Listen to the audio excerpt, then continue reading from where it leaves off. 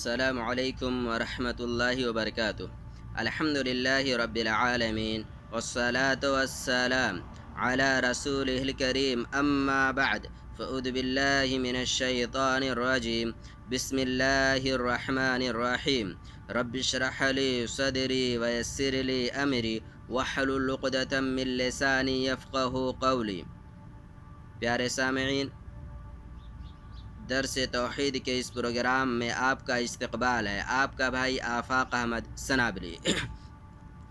پیارے سامعین، ہماری گفتگو چل رہی ہے کہ شیخ الاسلام محمد بن عبد الوہاب رحمۃ اللہ علیہ نے کتاب التوحید الذی هو حق اللہ علی العبید کے اندر سب سے پہلی جو ہیڈنگ قائم کی ہے اس کا نام ہے کتاب التوحید، اور میں نے کتاب کا معنی کیا ہوتا ہے اس کی وضاحت کر دی اس سے پہلے کی ویڈیو میں۔ اسی طریقے سے اگلا جو لفظ ہے کتاب سے جڑا ہوا وہ ہے التوحید۔ میں نے ذکر کیا تھا کہ جب شریعت اسلامیہ میں لفظ توحید مطلق طور پر استعمال کیا جاتا ہے تو اس توحید سے مراد توحید الوہیت ہی ہوا کرتی ہے۔ اور اسی طریقے سے میں نے ذکر کیا تھا کہ علماء کرام نے توحید کی کل صرف اور صرف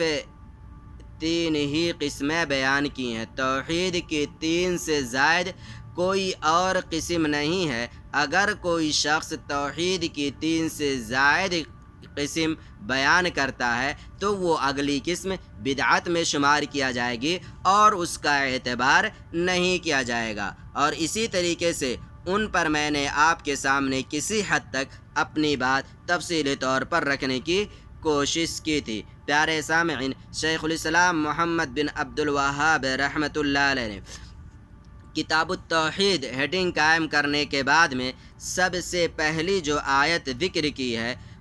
وہ ہے وما خلقت، وہ آیت ہے بسم اللہ الرحمن الرحیم وما خلقت الجن والانس الا لیعبدون۔ پیارے سامعین، اگر اس آیت پہ ہم غور کریں گے تو اس آیت کے اندر انسان کی تخلیق کی سب سے بڑی جو حکمت ہو سکتی ہے یا انسان اور جنات کے پیدائش کا سب سے اہم جو مقصد ہو سکتا ہے اس مقصد کا ذکر اللہ رب العالمین نے اپنی اس آیت کے اندر بیان کیا۔ چنانچہ اللہ رب العالمین کہتا ہے وَمَا خَلَقْتُ الْجِنَّ وَالْإِنسَ، اور میں نے انسان اور جنات کو نہیں پیدا کیا ہے إِلَّا لِيَعْبُدُونَ، مگر یہ کہ وہ میری عبادت کریں۔ یعنی انسان اور جنات کی تخلیق کا جو مقصد ہے وہ مقصد صرف اور صرف یہ ہے، اصل مقصد یہی ہے کہ انسان اللہ رب العالمین کو پہچان لے اور عبادت کی جو بھی شکلیں کتاب و سنت سے ثابت ہیں وہ تمام کی تمام عبادتیں صرف ایک معبود حقیقی جو ہے یعنی اللہ رب العالمین اسی کے لیے انجام دیں۔ شیخ الاسلام محمد بن عبد الوہاب رحمۃ اللہ علیہ نے جو ہیڈنگ قائم کی ہے کتاب التوحید، کتاب التوحید کے بعد جو یہ آیت ذکر کی ہے وَمَا خَلَقْتُ الْجِنَّ وَالْإِنسَ إِلَّا لِيَعْبُدُونَ، اس آیت کا ہیڈنگ سے ربط کیا ہے یہ بھی ہمیں جاننا چاہیے۔ میں نے ذکر کیا پیارے سامعین کہ جب اسلام میں لفظ توحید کا مطلق طور پر استعمال کیا جائے تو اس سے مراد توحید الوہیت ہے، اور آپ جانتے ہیں توحید الوہیت کا مطلب ہی ہوتا ہے کہ جو عبادتیں کتاب و سنت سے ثابت ہیں وہ تمام کی تمام عبادتیں صرف اللہ رب العالمین کے لیے انجام دینا، یہی توحید الوہیت ہے۔ اور قرآن کریم کی اس آیت کے اندر وَمَا خَلَقْتُ الْجِنَّ وَالْإِنسَ إِلَّا لِيَعْبُدُونَ میں بھی اسی چیز کی تعلیم دی گئی ہے، یعنی توحید الوہیت ہی کا تذکرہ موجود ہے۔ تو گویا کہ اس طور پر قرآن کریم کی اس آیت سے اور باب کا جو مناسبت ہو سکتا ہے وہ توحید الوہیت ہی ہے کہ آیت کے اندر بھی انسان کو اسی بات کی تعلیم دی گئی ہے کہ وہ صرف اللہ رب العالمین کی عبادت کرے، اور توحید الوہیت کا مطلب بھی یہی ہوتا ہے کہ انسان صرف اور صرف انسان اور جنات یہ اللہ رب العالمین ہی کی عبادت کریں، کسی اور کی عبادت کرنا ان کے لیے جائز اور درست نہیں ہے۔ شیخ الاسلام محمد بن عبد الوہاب رحمۃ اللہ علیہ نے کتاب التوحید یعنی اس باب یعنی اس ہیڈنگ کے اندر جو اگلی آیت ذکر کی ہے وہ بھی آیت بہت اہم ہے۔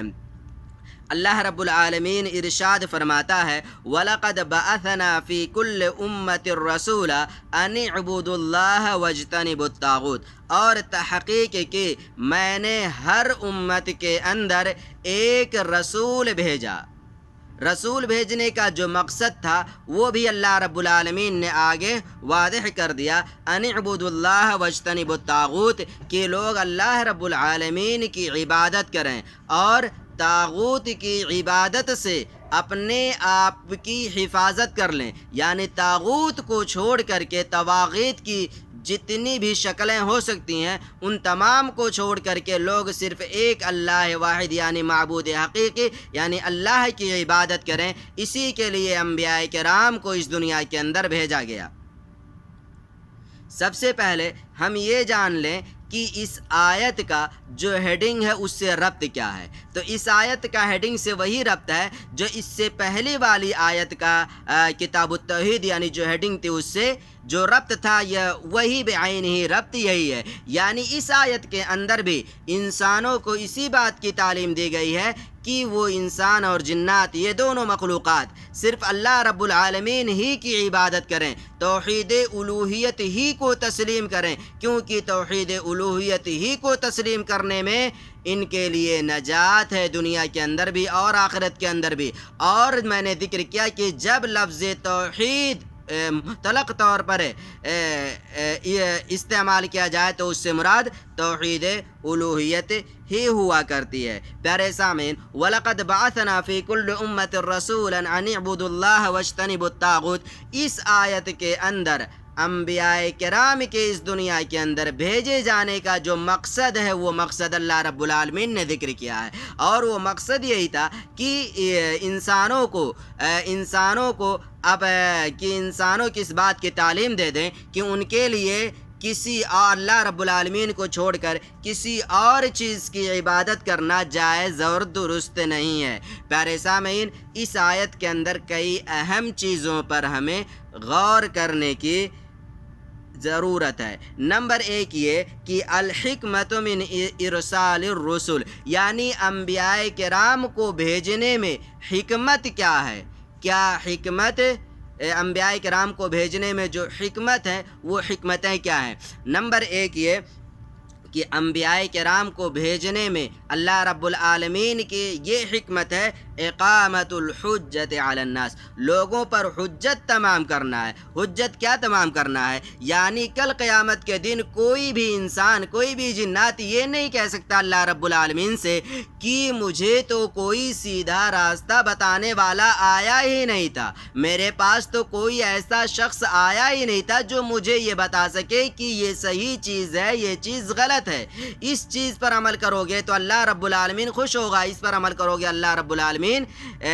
خوش نہیں ہوگا۔ تو سیدھا راستہ بتانے والا ہمارے پاس تو کوئی آیا ہی نہیں تھا، تو پھر تو مجھے کیوں عذاب دے رہا ہے، میرا مواخذہ کیوں کر رہا ہے؟ تو حجت تمام کرنے کے لیے اللہ رب العالمین نے انبیاء کرام کو اس دنیا کے اندر مبعوث فرمایا، جیسا کہ اللہ رب العالمین کا ارشاد ہے رسلا مبشرین ومنذرین لئلا یکون للناس علی اللہ حجت بعد الرسل وکان اللہ عزیزا حکیما، کہ میں نے انبیاء کرام کو بھیجا، رسولوں کو بھیجا جو خوشخبری دینے والے ہیں اور اسی طریقے سے لوگوں کو ڈرانے والے بھی ہیں، تاکہ لوگوں کے لیے اللہ رب العالمین پر انبیاء کرام کے بھیجے جانے کے بعد کوئی حجت نہ رہ سکے، یعنی کوئی یہ حجت نہ قائم کر سکے کہ میرے پاس تو کوئی رسول آیا ہی نہیں تھا، تو اسی لیے میں نے انبیاء کرام کو بھیجا تاکہ حجت تمام ہو جائے۔ اور چنانچہ انبیاء کرام نے جس مقصد کے لیے انہیں بھیجا گیا تھا اس مقصد کی ادائیگی انہوں نے پوری طور پر کی ہے۔ اس میں انبیاء کرام نے تھوڑی سی بھی حق تلفی نہیں کی، تھوڑی سی بھی کوتاہی سستی نہیں کی۔ جتنا پیغام انہیں دیا گیا تھا، جو حکم انہیں دیا گیا تھا، جس مقصد کے لیے انہیں بھیجا گیا تھا، ان تمام چیزوں پر، ان تمام پہلوؤں پر انبیاء کرام نے تفصیلی طور پر روشنی ڈال دی اور ان کی وضاحت کر دی ہے۔ پیارے سامعین، ایک چیز اور میں آپ کے سامنے ذکر کرنا چاہتا ہوں، وہ یہ ہے کہ اس آیت کے اندر اللہ رب العالمین نے ایک لفظ استعمال کیا ہے، اور وہ لفظ ہے لفظ امہ۔ آپ جانتے ہیں قرآن کریم میں یہ لفظ کئی سارے معنوں میں استعمال ہوا ہے۔ چنانچہ علامہ ابن عثیمین رحمۃ اللہ علیہ نے کتاب التوحید کی شرح